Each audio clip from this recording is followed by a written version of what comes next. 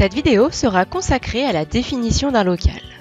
Nous apprendrons à définir un local et à intégrer des interdits. Pour ce faire, nous poursuivrons notre exemple des vidéos précédentes.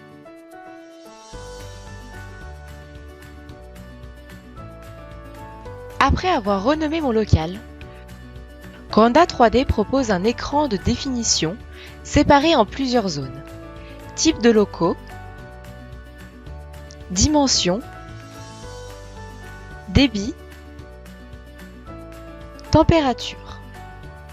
Dans la zone descriptive, vous trouverez une liste des types de locaux en tertiaire.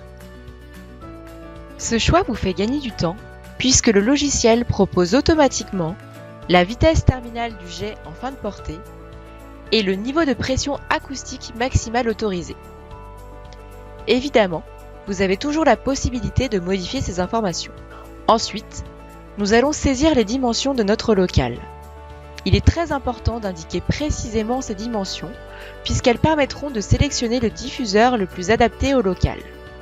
Si les dimensions ne sont pas en mètres, modifiez les unités dans Paramètres système en cliquant sur la roue crantée.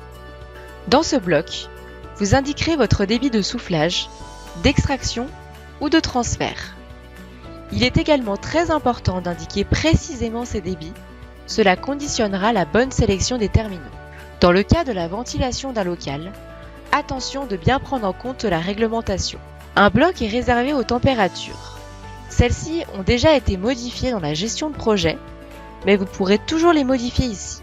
Une fois les informations correctement remplies, nous pouvons passer à l'intégration des interdits dans notre local.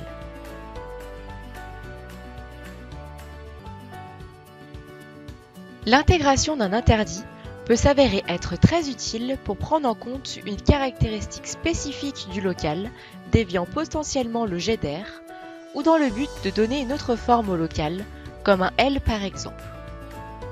Dimensionnons un objet dans la pièce en indiquant les dimensions longueur, hauteur, profondeur de l'objet, qui se positionne en X, Y et Z dans le local.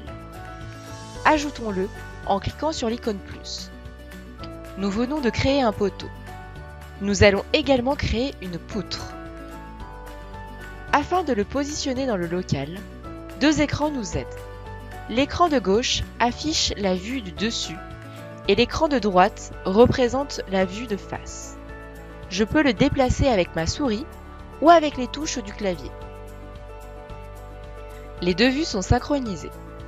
À noter, si vous avez une même forme, il suffit de recliquer sur l'icône plus pour le dupliquer. Je peux évidemment supprimer cet objet en cliquant sur la poubelle. Maintenant, imaginons que nous avons une pièce en L et plaçons un interdit adapté.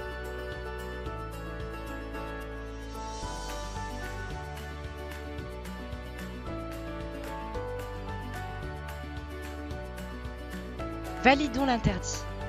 Une fois la pièce dimensionnée, regardez la prochaine vidéo pour sélectionner les terminaux.